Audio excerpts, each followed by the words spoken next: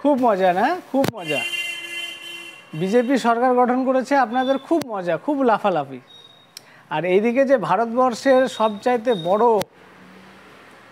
কেলেঙ্কারি হয়ে গেল, বড় সবচাইতে কেলেঙ্কারি, ভারতবর্ষের সবচাইতে বড় পরীক্ষা, প্রবেশিকা পরীক্ষা নিট, যার মানে যাকে সম্পূর্ণ কথায় বলা হয় ন্যাশনাল এলিজিবিলিটি কাম এন্ট্রান্স টেস্ট, যেটা নেই, যেই টেস্টটা পর্যবেক্ষণ বা যে টেস্টটাকে নেয় এনটিএন, ন্যাশনাল টেস্টিং এজেন্সি, অথচ এই নিট পরীক্ষায় 2024-এর নিট পরীক্ষায় প্রশ্নপত্র ফাঁস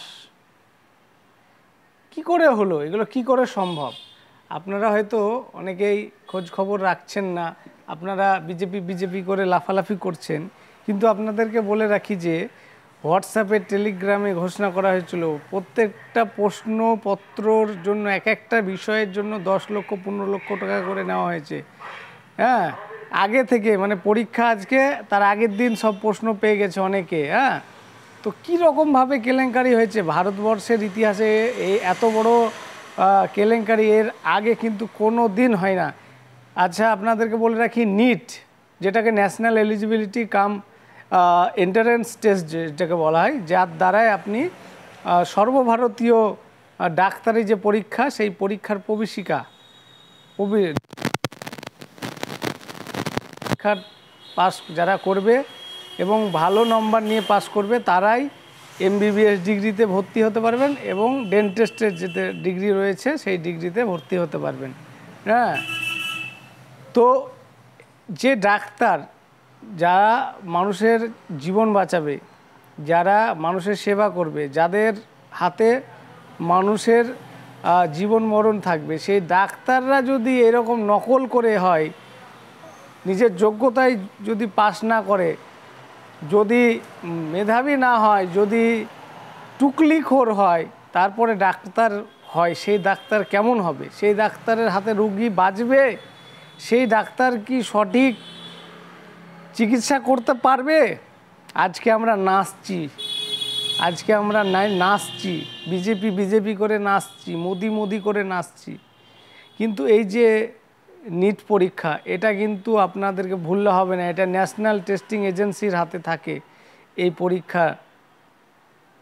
কেন্দ্র সরকারের যে স্বাস্থ্য দপ্তর রয়েছে, সেই দপ্তর এটাকে কন্ট্রোল করে, কিন্তু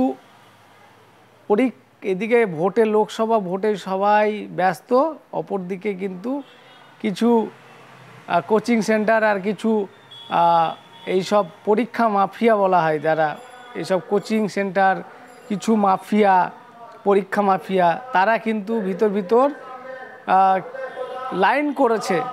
প্রশ্ন তো যেখানে তৈরি হয় সেটা এনটিএ ন্যাশনাল টেস্টিং এজেন্সি, প্রশ্নপত্র তার কাছে থাকবে। তো সেই নেট মাফিয়া, সেই পরীক্ষা মাফিয়ারা কি করে প্রশ্নগুলো পেল, তার আগের দিন কি করে প্রশ্নগুলো দিল? আপনারা জানেন 1,000 কোটি টাকা এখানে ক্যাশ, নগদ ক্যাশ, একদিন পরীক্ষাতে 1,000 কোটি টাকার কিন্তু এই ঘুষ দেওয়া হয়েছে পরীক্ষাপত্র ফাঁস করার জন্য। অনেক স্টুডেন্ট পরীক্ষায় বসেছে, খাতা শুধু OMR সিট যেটাকে বলা হয়, সেই OMR সিট তারা ফাঁকা ব্ল্যাঙ্ক রেখে দিয়েছে। সেই OMR সিট যেটাকে বলে, সেটা তারা সম্পূর্ণ ফাঁকা রেখে চলে গেছে বাড়ি। তাদেরকে বলা হয়েছে তারা কোনো কিছু লিখবে না, বাকি যা লেখার সব ওই মাফিয়ারা লিখে দেবে। এই কোচিং সেন্টার বলুন, এই আপনার কি বলবো, এই জালিয়াতি, বড় ধরনের জালিয়াতি, এর বিরুদ্ধে কথা কোথায় উঠছে? প্রচুর মানুষ প্রত্যেকটা রাজ্যে, বিহার, উত্তরপ্রদেশ, ঝাড়খণ্ড, হরিয়ানা, গুজরাট, উড়িষ্যা, মধ্যপ্রদেশ সহ অনেক রাজ্যে এই কেলেঙ্কারি, এই নেট কেলেঙ্কারি হয়েছে। আজকে যদি এদেরকে ছাড় দেওয়া হয়, এরা পরীক্ষা, এই সমস্ত স্টুডেন্টরা ভবিষ্যতে যদি ডাক্তার হয়, তারা কি চিকিৎসা দেবে?